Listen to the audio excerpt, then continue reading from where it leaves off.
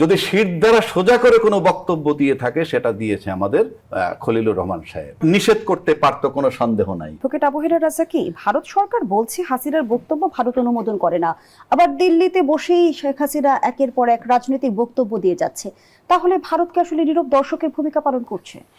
ধন্যবাদ আপনাকে এবং আমার দুইজন বিজ্ঞ সহ-আলোচক এবং আপনার নিউজ 24 এর দর্শক শ্রোতা। বিষয়টা খুব সিম্পল।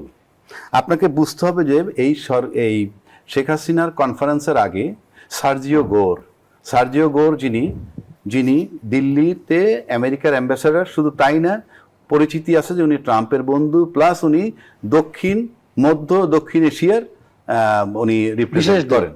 হ্যাঁ, বিশেষ দূত। It's a very big volume, মানে উনি একটা বিরাট মাপের লোক। এবং সেই ভদ্রলোক ঢাকায় এসে বাংলাদেশে ভারতের হাইকমিশনের সাথে দেখা করছেন। দেখা করার পর ভারতের হাইকমিশনকে ডেকে দিল্লি নিয়ে গেছে এবং পরিষ্কার সেখানে আমরা পরে যেটা বুঝতে পারলাম, পরিষ্কার বলা হয়েছে শেখ হাসিনা যাতে ওখানে বসে কোনো উস্কানিমূলক বক্তব্য না দেয়। এবং এই বার্তাটা দিয়ে আসার পরেও কিন্তু যথারীতি শেখ হাসিনা তার কনফারেন্স করছে। এটার মানে হচ্ছে কি, যে ওটাকে আমলে নেওয়া হয় নাই। আবার শেখ হাসিনা বক্তব্য দেওয়ার পর বাংলাদেশের 55 বছরের ইতিহাসে যদি শীত দ্বারা সোজা করে কোনো বক্তব্য দিয়ে থাকে সেটা দিয়েছে আমাদের খলিলুর রহমান সাহেব। এবং যে সমস্ত শব্দগুলো প্রয়োগ করা হয়েছে এবং সেখানে বলা হয়েছে উনি গণহত্যা করেছেন, উনি দণ্ডপ্রাপ্ত মৃত্যুদণ্ডের আসামি এবং ওনাকে শেল্টার দেওয়ার মানে আমাদের সার্বভৌমত্ব নিয়ে প্রশ্ন তুলছে। আমি খলিলুর রহমান সাহেবের বক্তব্যটা দিচ্ছি। এবং এইগুলো সাধারণত এই ধরনের শব্দ ব্যবহার করে যুদ্ধ অবস্থায় এরকম। ঠিক তার পরিপ্রেক্ষিতে আমরা যখন এই রণধীর জয়সওয়ালের বক্তব্য শুনলাম, তখন তিনি বললেন যে এটার সাথে ভারত সরকার সম্পৃক্ত না তার বক্তব্যের সাথে। ইয়েস, আই ডু এডমিট যে ঠিক আছে সম্পৃক্ত না, বাট নিষেধ করতে পারতো, কোনো সন্দেহ নাই। কারণ একটা দেশের মধ্যে বসে আপনি যখন আরেকটা দেশের বিরুদ্ধে কথা বলবেন এবং দেশে উস্কানিমূলক কথা বলবেন, ঠিক তখন সেটাকে আপনি বন্ধ করতে পারতেন। এখন প্রশ্ন হচ্ছে ভারত সরকারের কাছে, ব্যক্তি শেখ হাসিনা বড় না বাংলাদেশটা বড়?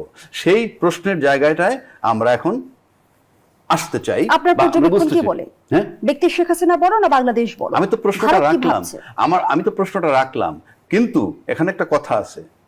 আমাদের পররাষ্ট্রমন্ত্রী তার এই বক্তব্য দেওয়ার পর যেই জবাবটা আসা উচিত ছিল তার দ্বিগুণ তিনগুণ শক্তিশালী বেগে সেটা আসেনি। অর্থাৎ মনে হলো ব্যাকফুটে চলে গেছেন। তখন বললেন কি, আমরা এই বিষয়ে ভারত সরকারের কোনো সায় নাই। এই কথাটার মানে হচ্ছে এই যে এটা টেস্ট কেসও হতে পারে যে বাংলাদেশের বর্তমান অবস্থাটা কেমন, কি অবস্থা, সব কিছু মিলে আমার কাছে মনে হয় যে ওনারা পরখ করতে চেয়েছেন। কিন্তু আজকে পর্যন্ত আমি মনে করি যে মানে ভারত সরকারের উচিত এমন কোনো বক্তব্য অ্যালাউ করতে না দেয়া। কারণ আপনাকে রাষ্ট্রের সাথে কাজ করতে হবে, রাষ্ট্র টু রাষ্ট্র। এবং ইউনূস সরকারে আসার পর বাংলাদেশ ভারতের যে সম্পর্কটা ছিল একটা বৈরী সম্পর্ক আমরা দেখছিলাম, এবং আমরা মনে করছি নির্বাচন হয়ে গেলে তারপর সব ঠিক হয়ে যাবে। এবং তারা বলছিলেনও যে নির্বাচিত সরকার আসলে আমরা নির্বাচিত সরকারের সাথে সমস্ত রকমের কাজ করতে আগ্রহী। তাহলে নির্বাচিত সরকার আসছে, তার মানে কি নির্বাচিত সরকার is not the issue, rather সরকারটা তাদের মন মতো হয় কি না। অর্থাৎ আমি অনেকদিন আগেও বলেছিলাম শেখ হাসিনার জায়গাটায় সরকারকে দেখতে চায়। এখন শেখ হাসিনার জায়গায় যে সরকারটা থাকবে না সেই সরকারের সাথে ভারতের সম্পর্ক ভালো হওয়া। ভারত কি আসলে পুতুল সরকার চায় যেন তাদের সরকারের বিষয় না, বিষয় হচ্ছে আপনি দুইটা স্টেটমেন্ট ধরেন, আপনি এখানে শেখ হাসিনাকেও ডামি ধরতে পারেন, এখানে ইভেন খলিলুর রহমান।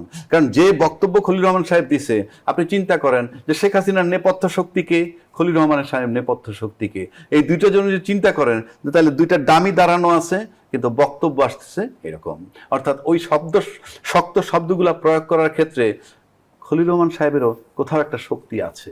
যে শক্তি, যেমন হাসিনা একটা শক্তি আছে, নিষেধ করা সত্ত্বেও উনি ওখানে কনফারেন্স করতেছে। সুতরাং আমার কাছে মনে হয় যে বাংলাদেশের আমরা লোকগুলা বা বাংলাদেশের সরকারগুলা আদৌ কখনো স্বাধীন ছিল কিনা, কখনো হয়তো আমি ওনার নেতৃত্বে, কখনো হয়তো আপনার নেতৃত্বে, কখনো আজিজ ভাইয়ের নেতৃত্বে, আমার কাছে এ পর্যন্ত তাই মনে হয়। ধন্যবাদ জানাচ্ছি অ্যাডভোকেট আবু হেরা রাজাকি। জনাব এবি আজিজ, ডামিকে যেমনটি অ্যাডভোকেট আবু হেরা রাজাকি প্রশ্ন তুলেছেন, ব্যাপারটা হলো আমাদের কাছে পরিচিত যে আপনিও যার লোক, উনিও তাই, সোরাব ভাইও তারই লোক, বা রাজ্জাকি ভাইও তারই লোক। তো ব্যাপারটা দামি হয়ে গেল। অর্থাৎ দুই পক্ষই, এখানে খেলোয়াড়কে, আমি তো বলছি যে আমরা ভূ রাজনীতির চক্করের মধ্যে আছি অথবা ফাঁদের মধ্যে আছি। হ্যাঁ, এখন খেলতেছে, শেখ হাসিনাকে নিয়ে খেলতেছে, ভারত খেলতেছে, যুক্তরাষ্ট্রও খেলতেছে, অন্য কেউ খেলতেছে না, এই দুজনের খেলা। এর মধ্যে আমরা দেখছি যে সামাজিক যোগাযোগ মাধ্যম থেকে বিভিন্ন মহলে কিন্তু একটি প্রশ্ন ঘুরপাক খাচ্ছে, হাসিনা জীবিত না মৃত?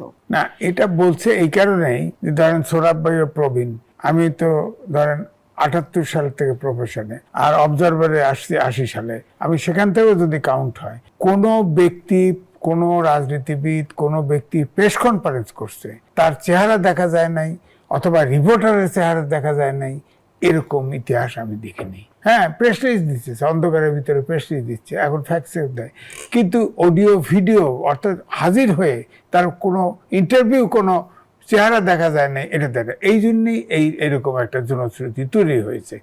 আদৌ তিনি বন্দি কিনা, আদৌ তিনি জীবিত কিনা, এই প্রশ্ন আসে।